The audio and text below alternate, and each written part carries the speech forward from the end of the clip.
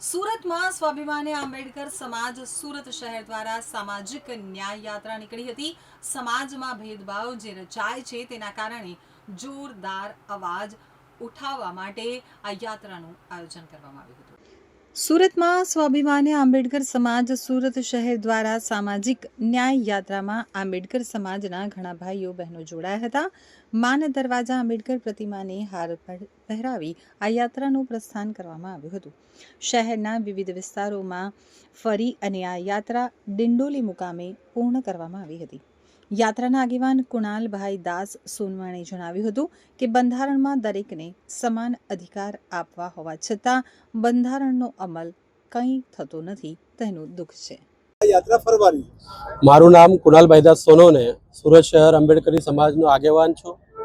આજે ડૉક્ટર બાબા સાહેબ આંબેડકરજીના 135મી જન્મ જયંતિના ઉપલક્ષ્યમાં આ યાત્રા સામાજિક ન્યાય યાત્રા જેને નામ આપવામાં આવ્યું છે।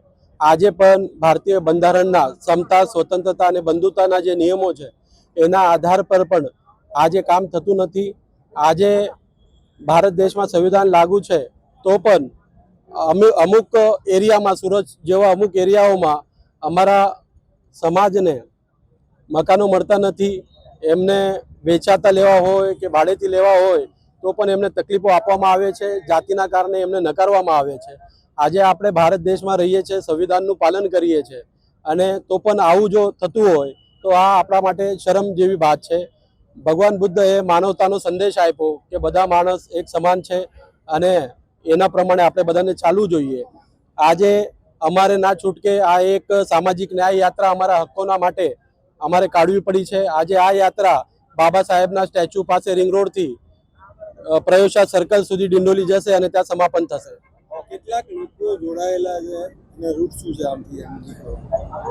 માન દરવાજા રિંગ રોડ બાબા સાહેબના પ્રતિમાથી આ રેલી ચાલુ થવાની છે અને સમાપન ડિંડોલી વિવિધ વિસ્તારમાં કરશે?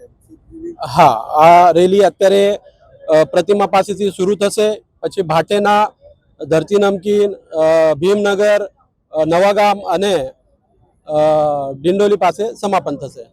કેટલા લોકો જોડાયા? હવે જેવી રીતે રેલી આગળ જશે એ રીતે લોકો જોડાતા જશે અને અત્યારે આશરે બહુ મોટી સંખ્યામાં લોકો જોડાયેલા છે।